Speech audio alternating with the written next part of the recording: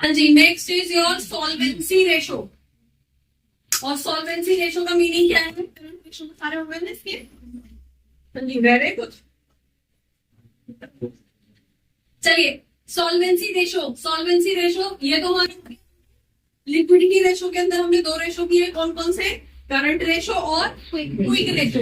Current ratio और quick ratio कैसे calculate कर रहे हैं, क्या डिफरेंस, और वर्किंग कैपिटल अगर वैल्यू दी गई है तो उसके थ्रू कैसे निकालेंगे, ये सारे टाइप के क्वेश्चंस आपने ऑलमोस्ट कर लिए, राइट। प्लस अगर किसी कोई एक स्टेटमेंट दे रखी है, कोई एक ट्रांजेक्शन दे रखी है कि अगर गुड्स खरीदी गई है या अगर फिक्स्ड एसेट कोई बेचा गया है तो उसका क्विक रेशो पे क्या फर्क पड़ेगा, इंक्रीज होगा, डिक्लाइन होगा, इस तरह के सारे क्वेश्चंस आप कर चुके हो, ठीक है।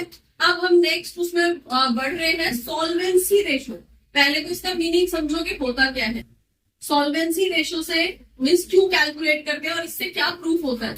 इससे पता चलता है कि ऑर्गेनाइजेशन कितनी सॉल्वेंट है। सॉल्वेंट का मतलब वो सोल्यूशन, और सॉल्वेंट वो साइंस वाला नहीं है, घुलने वाला। सॉल्वेंट का मतलब यहाँ पे क्या है, कितना फाइनेंशियली स्ट्रॉन्ग है, कितना पैसा है कंपनी के पास, कितना प्रॉफिट है, कितने एसेट्स हैं, कितनी लाइबिलिटीज कम है, कितनी कम लाइबिलिटीज है, कितने एसेट्स ज्यादा है इसके पास, कितना प्रॉफिट ये हर साल कमाती है कंपनी, ठीक है।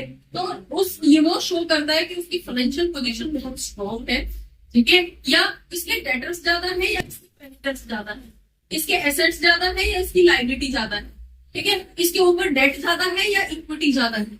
तो इस तरह के जो आइटम्स है, इस तरह के जो मीन्स वैल्यूज हैं, उनको हम कंपेयर करके उनका रिलेशन यहाँ पे स्टैब्लिश करके ये बताते हैं कि कंपनी कितनी ज्यादा सॉल्वेंट है, ठीक है। समझ में आ गया। अब इसके अंदर हमारे पास कुछ रेशोज होते हैं, जैसे कि हम यहाँ पे कैलकुलेट कर रहे हैं। तो फिलहाल हम कौन सा वाला रेशो कर रहे हैं, ये वाला, ठीक है, सॉल्वेंसी रेशो। अब यहाँ पे सबसे पहले आता है आपका डेट इक्विटी रेशो, राइट।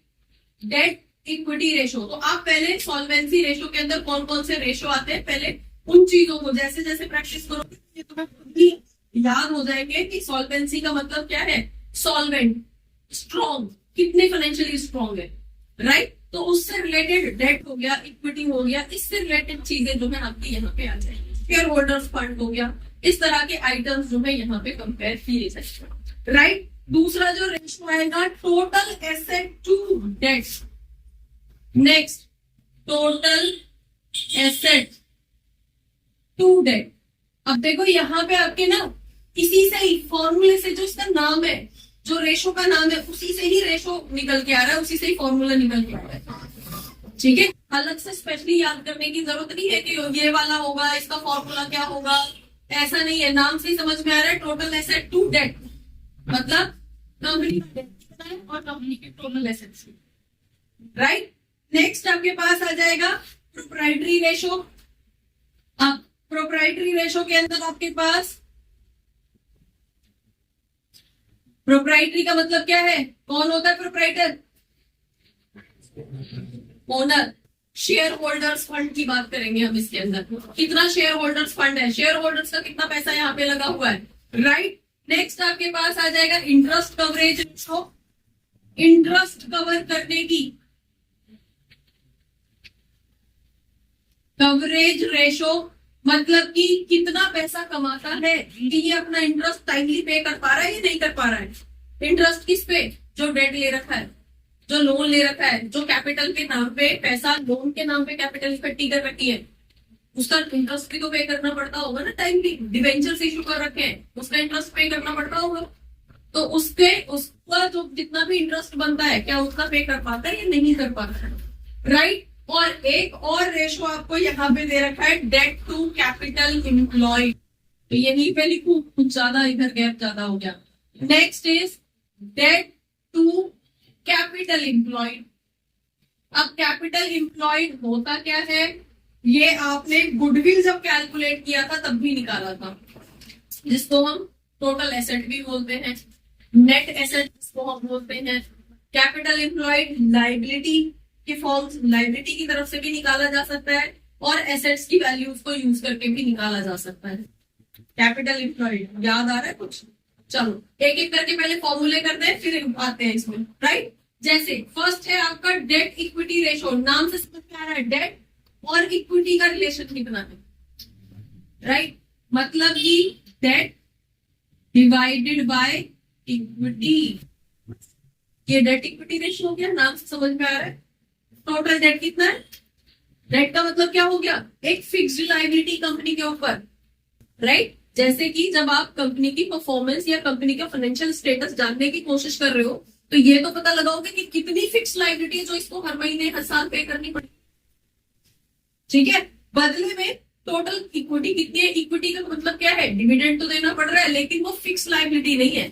अगर प्रॉफिट नहीं हुआ तो ये कंपनी कह सकती है कि हमें प्रॉफिट नहीं हुआ, हम रिटर्न नहीं देंगे। कम प्रॉफिट हुआ है तो कम रिटर्न दे देंगे, कम डिविडेंड दे देंगे। तो एक फिक्स टेंशन नहीं है कंपनी के ऊपर।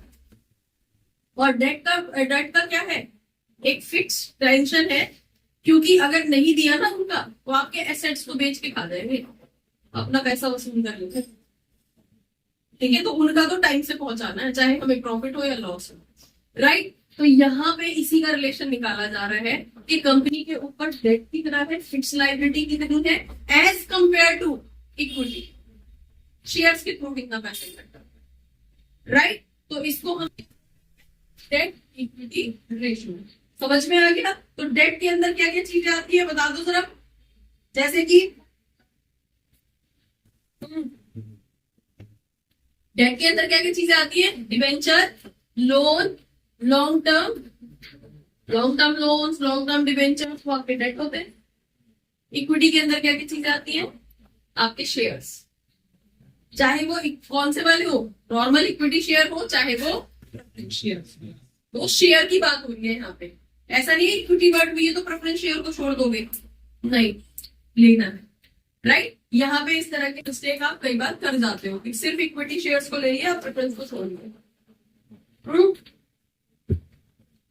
ठीक है। इक्विटी का मतलब शेयर की बात हो रही है यहाँ पे।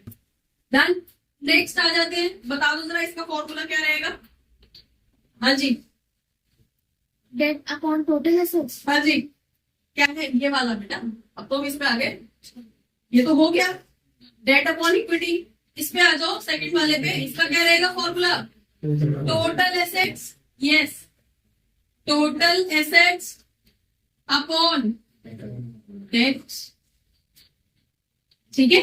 टोटल एसेट टू डेट, या फिर आपके पास यहाँ पे कितना आ जाएगा, टोटल एसेट का मतलब कितना हो गया, आपके पास कितने एसेट हैं, कितने एसेट हैं मतलब टोटल कितना एसेट है, टोटल मतलब फिक्स्ड करंट टोटल मिला के कितना एसेट आपके पास अवेलेबल है, right. Divided by in asset के बदले में डेट कितने रखे हैं आपने, एसेट 20 लाख के हैं और पता चला 20 लाख का ही तुमने डेट ले रखा है, तो इस एसेट के होने का फायदा क्या हुआ, इस पे तो हमेशा तलवार लटक रही है। अगर कंपनी ने पे नहीं किया तो ये तो उठा के सारे वो ले जाएंगे, डेट होल्डर्स ले जाएंगे, बैंक उठा ले जाएगा, डिबेंचर होल्डर्स ले जाएंगे, इक्विटी शेयर होल्डर्स तो बेचारे रिस्क में ही है। तो ये कंपनी ज्यादा रिस्की मानी जाएगी अगर उतना ही डेट है जितने के एसेट है। बेटर क्या होगा आपके पास, जितना इसका मैक्सिमम आंसर आएगा, मतलब कि जितना इसका ये पोर्शन ज्यादा होगा। टोटल एसेट है आपके पास 50 लाख के और डेट है खाली 5 लाख का, तो 10 टाइम्स एसेट है इसके पास, कंपनी 10 टाइम्स स्ट्रॉन्ग है, राइट। समझ में आ गया। तो ये क्या शो करेगा, टोटल एसेट टू डेट, समझ में आ गया क्या शो कर रही है, क्या शो कर रहा है फॉर्मूला, कि कंपनी जो है वो 10 टाइम्स स्ट्रॉन्ग है, या कंपनी कितनी फाइनेंशियली स्ट्रॉन्ग है। डन, नेक्स्ट आपके पास क्या है, प्रोप्राइटरी रेशो, और प्रोप्राइटरी रेशो का फॉर्मूला क्या रहेगा, प्रोप्राइटरी का मतलब क्या है, ओनर, और ओनर का क्या हो जाएगा, शेयर होल्डर्स फंड। कौन है ये, share holders fund. Share holders fund के अंदर क्या क्या आता है, अब आप बड़े बच्चे हो गए हो, आप कैपिटल नहीं खोलोगे, शेयर होल्डर्स फंड है जी, खाली share capital G, divided by, yes, क्या हो जाएगा, share holders fund divided by total assets ये इसका फॉर्मूला है। अब बताओ शेयर होल्डर्स फंड के अंदर क्या क्या आता है? Reserve and surplus plus capital. तो सिर्फ शेयर कैपिटल को आप यहाँ पे शेयर होल्डर्स फंड नहीं बोलोगे। प्रोप्राइटर्स फंड क्या है? प्रोप्राइटर्स फंड जो है शेयर होल्डर्स फंड का दूसरा नाम है सिनोनिम में। उसको हम शेयर होल्डर्स फंड भी बोल देते हैं, उसको प्रोप्राइटर्स फंड भी बोल देते हैं। ठीक है, तो प्रोप्राइटर्स का ही तो है, ओनर्स ही तो बोले जाते हैं शेयर होल्डर्स। ठीक है, तो शेयर होल्डर्स फंड टोटल क्या आ जाएगा? टोटल वैल्यू उसकी निकालोगे। मेनली तो 3 चीजें होती हैं, वारंट्स भी होता है, लेकिन वारंट्स की वैल्यू आपको कहीं मिलेगी नहीं आपके। ठीक है, सीए वगैरह में आप जाओगे तब वहां पे आपको पढ़ने को मिल जाएगा, अदरवाइज तो नहीं। मेनली 2 चीजों को मान के चलो, फिर रिजर्व प्लस शेयर। डन कर लोगे? टोटल एसेट आपको पता है। डन। चलिए नेक्स्ट फॉर्मूला कौन सा वाला है बता दो जरा। Interest coverage. तो इंटरेस्ट कवरेज का मतलब क्या हो गया आपका? इंटरेस्ट कहां से कवरेज होगी? इंटरेस्ट की पेमेंट कहां से होगी? टोटल प्रॉफिट में से। क्या कंपनी इतना प्रॉफिट कमा रही है कि अपना इंटरेस्ट पे कर देगी? इंटरेस्ट कवरेज रेशो नाम से समझ में आ रहा है। इंटरेस्ट कवर कर पा रही है कंपनी, इतना कमा लेती है कि जितने इंटरेस्ट लायबिलिटी उसको पे कर दे। राइट, क्लियर है? तो यहाँ पे आपके पास क्या फॉर्मूला आ जाएगा? जो अर्निंग है उसको हम क्या बोलेंगे? Earning before interest and tax, जिसको हम ईबीआईटी कहते हैं। EBIT, earning before interest and tax. ठीक है, डिवाइडेड बाय आपका जितना भी टोटल इंटरेस्ट होता है, जितना भी इंटरेस्ट बनता है कंपनी के ऊपर, डिवेंचर्स का, बैंक लोन का, जिसका भी। हाँ? ठीक है, 1 लाख रुपए बैंक का लोन का इंटरेस्ट देना है और 50,000 रुपए डिवेंचर होल्डर्स का इंटरेस्ट पे करना है, 50,000 रुपए बॉन्ड होल्डर्स का पे करना है। तो टोटल इंटरेस्ट कितना हो गया? 2 लाख रुपए। ठीक है, तो यहाँ टोटल इंटरेस्ट की बात हो रही है। Total interest. ठीक है जी, interest on long term. Right, short term की बात नहीं कर रहे, लॉन्ग टर्म की बात कर रहे हैं। लॉन्ग टर्म जितने भी फंड्स हैं। डन, समझ में आ रहा है? यहाँ तक कोई भी फॉर्मूला ऐसा जिसमें थोड़ा सा कोई वो लगाओ जी। चलिए, आपकी बुक के अंदर भी यही फॉर्मूला दे रखा है, profit before interest and tax divided by long term. Next आपके पास आ जाता है debt to capital employed. Formula नाम से ही समझ में आ रहा है, total debt divided by capital employed. अब बड़ा क्वेश्चन आता है, डेट तो समझ में आ गया, डेट क्या है, क्लियर है। अब पॉइंट आता है कैपिटल एम्प्लॉयड। जो बच्चों ने पहले से पढ़ा हुआ है उनको पता है, जो बच्चे अभी बीच में से कर रहे हैं उनके लिए स्पेसिफिकली बता देती हूँ किस तरह से निकालते हैं कैपिटल एम्प्लॉयड। हाँ जी, ये बैलेंस शीट होती है, समझ लो इसको। बाकी एक फुल वीडियो इसकी डाली हुई है मैंने, इसकी सिर्फ इसकी कैपिटल एम्प्लॉयड को समझने के लिए। इधर साइड आपके टोटल एसेट है और इधर साइड आपके टोटल लायबिलिटीज होती है। राइट, इधर का टोटल आपका जो है वो टोटल एसेट आ रहा है, समझ लीजिए, इधर दिख रहा है। राइट, इधर आपका जो है आ रहा है, नहीं आ रहा है। चलो, इधर आपकी जो है टोटल लायबिलिटीज हो रही है। डन। चलो, यहाँ पे आपके पास जितने भी एसेट्स हैं तो क्या क्या है? फिक्स एसेट्स हैं और करंट एसेट्स हैं। मैं इसको थोड़ा ऊपर कर देती हूँ। Total assets. राइट, चलिए, अब यहाँ पे आपकी क्या क्या चीजें डाली जाती है? यहाँ पे कुछ कैपिटल डाला जाता है, कुछ रिजर्व डाला जाता है। और रिजर्व प्लस कैपिटल आप ही पे डाल दो, सिंपल। डन, कैपिटल के अंदर ही वो कवर हो गया। शेयर होल्डर्स फंड की बात करो सीधे। डन, हम यहाँ पे सीधे शेयर होल्डर्स फंड की बात कर रहे हैं, शेयर होल्डर्स फंड। राइट, अब कुछ यहाँ पे लॉन्ग फंड भी आता है, लॉन्ग टर्म बोरोइंग्स जिसको बोलते हैं। ठीक है, लॉन्ग टर्म बोरोइंग्स। राइट, और उसके बाद में आपके पास कुछ जो है करंट लायबिलिटीज। डन, यही होती है बैलेंस शीट। इसके अंदर कोई और आइटम। ठीक है, अब देखो, अगर हमें लायबिलिटीज की डिटेल दे रखी है तो ये जो पोर्शन होता है कैपिटल इम्प्लॉयड होता है कि कितना, ये वाला जो पोर्शन होता है ये आपका मेनली कैपिटल इम्प्लॉयड होता है कि कितना पैसा तो शेयर्स के थ्रू कैपिटल के लिए मंगा रखा है और कितना पैसा बैंक से लोन लेके डिवेंचर इशू करके बॉन्ड इशू करके मंगा रखा है डेट फॉर्म। ठीक है, तो ये टोटल पैसा किस लिए आया था? ये टोटल पैसा आया था कैपिटल के लिए। समझ में आ गया? ठीक है, तो बिजनेस के अंदर जितना पैसा लगाया गया है उसको क्या बोलते हैं? Capital employed.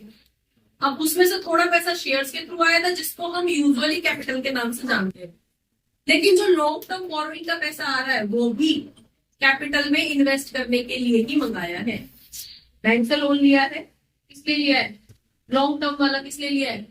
इसमें कंपनी में इन्वेस्ट करने के लिए, तो वो भी तो कैपिटल ही है, राइट? तो अगर आपको बैलेंस शीट में या आपके क्वेश्चन के अंदर ये दोनों आइटम दे रखे हैं, कैपिटल प्लस आपका लॉन्ग टर्म बोरोइंग्स, तो उन दोनों को ऐड करके कैपिटल एम्प्लॉयड निकल जाएगा।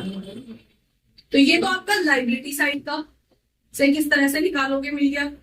या फिर टोटल आपको लाइबिलिटी दे रखी है, टोटल दे रखा है लाइबिलिटी का, उसमें से ये वाली चीज माइनस कर तो ये निकल जाएगा। ठीक है, बता दो जरा कौन कौन से फॉर्मूले बने इसके, यही मैं लिख दू। एक फॉर्मूला कैपिटल का share holders fund plus long term borrowings, तो capital employed equals to share holders fund plus आपका long term borrowings, long term borrowings. Clear है? डन। दूसरी चीज, टोटल लाइबिलिटी में से करंट लाइबिलिटी माइनस कर दो तो ये वाला पोर्शन निकल जाएगा। ठीक है, दूसरा फॉर्मूला आपके पास क्या आ जाएगा? Total liabilities minus current liabilities. जितनी भी टोटल है लाइबिलिटी साइड का, जितना भी टोटल दे रखा है उसमें से ये माइनस कर दो। ठीक है जी। तीसरा फॉर्मूला किसी का ही क्या हो जाएगा? ये जितने भी टोटल एसेट्स दे रखे हैं उनमें से, मतलब ये जो टोटल एसेट दे रखे हैं उनमें से ये पोर्शन माइनस कर दो। Total asset minus current liability, तो भी ये पोर्शन निकल के आ जाएगा। समझ में आ गया? तो नेक्स्ट फॉर्मूला क्या हो जाएगा? Total assets minus current.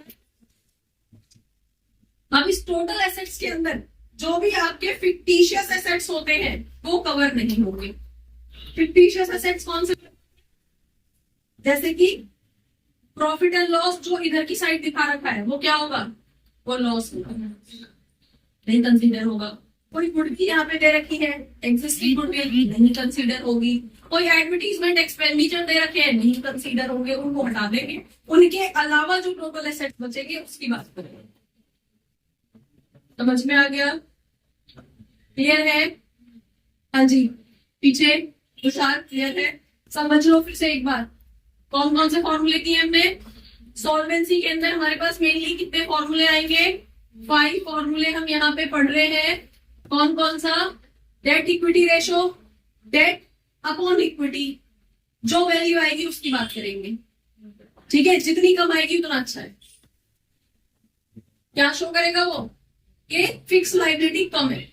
अगर ये जो न्यूमरेटर है कम होगी इसकी वैल्यू और इक्विटी ज्यादा होगी, तो ये क्या शो करेगा कि कंपनी जो है फ्री माइंड से बिजनेस कर रही है, उसके ऊपर ये प्रेशर नहीं है कि उसको चुकाना है, ज्यादा प्रेशर नहीं है, क्योंकि थोड़ा तो होना चाहिए, राइट? अगर थोड़ा भी नहीं होगा तो कंपनी बिल्कुल ही फ्री हो जाएगी, क्योंकि शेयर होल्डर्स का जितना प्रॉफिट कमाएगी लेके गायब हो जाएगी कि हुआ ही नहीं हमें तो प्रॉफिट, तो थोड़ा तो होना ही चाहिए, राइट? तो यहां से एक फ्री माइंड से बिजनेस करेगी कि हमारे ऊपर इतनी लायबिलिटी नहीं है कि हमारे एसेट बिक जाएंगे। मतलब इन नटशेल कि एसेट बिकने की नौबत नहीं है, तो मतलब सेफ है कंपनी, राइट? अगर डेट कम है और इक्विटी ज्यादा है। दूसरी चीज, total asset to debt, total asset कितने बदले में कर्जा कितना ले रखा है कंपनी ने।